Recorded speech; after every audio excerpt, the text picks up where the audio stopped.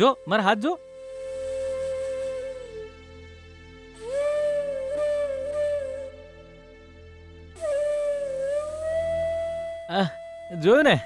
જોયું ને કઈ થયું નથી ગીતા, કઈ નથી થયું.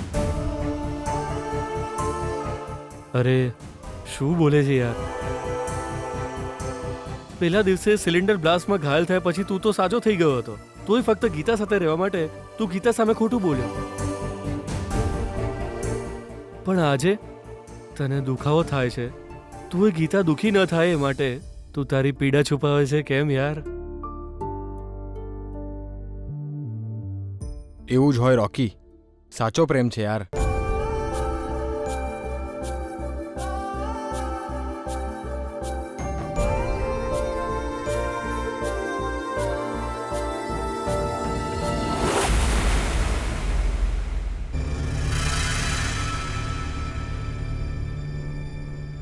ભાનુ, મને મારો દીકરો જોઈએ છે બસ.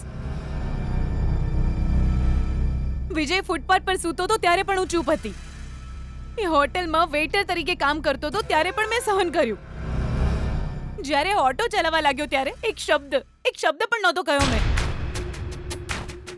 આ શું છે? જીવ જોખમમાં મૂકીને પૈસા કમાવાની શું જરૂર છે? એને આવી શરત જીતવાની શું જરૂર છે? મને કહો તમે. એવું નથી ના ના ભાનુ. ના જીજુ, ના ના ના, આ તો એક માની પીડા છે જીજુ.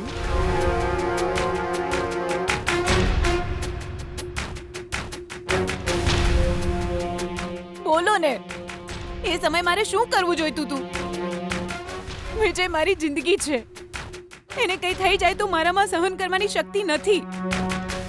મને એ છોકરીની જરાય ચિંતા નથી. મને વિજયના પ્રેમ કરતા એના જીવની વધારે ચિંતા છે. હસતો રમતો અને ખુશ રહેતો વિજય મારી સામે રહેવો જોઈએ બસ. હું જીવનમાં બસ આટલું જ ઈચ્છું છું. આજે આપણે ગમે તે કરીને વિજયને ઘરે પાછો લઈ આવીએ બસ. ભાનુ, મને પણ વાત કરવાની થોડી તક આપ. પહેલા આપણે ત્યાં જઈએ.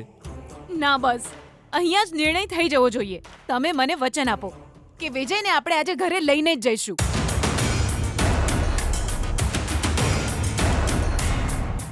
અરે તમે શું વિચારી રહ્યા છો? મને વચન આપો.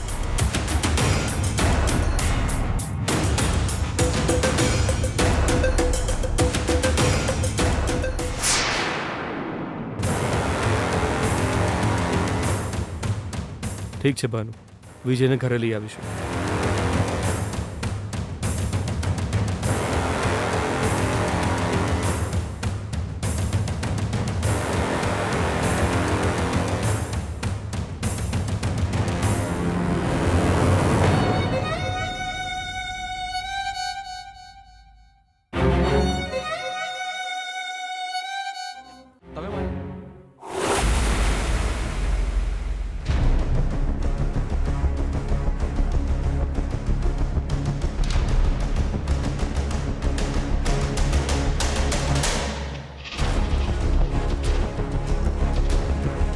અરવિંદ, તમે બધા અહીં રાહ જુઓ.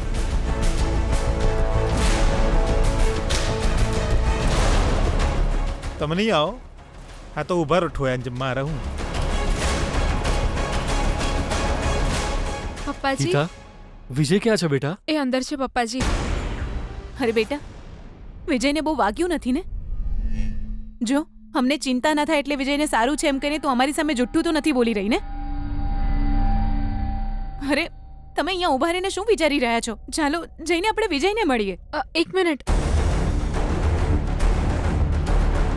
પપ્પાજી, શું થયું ગીતા?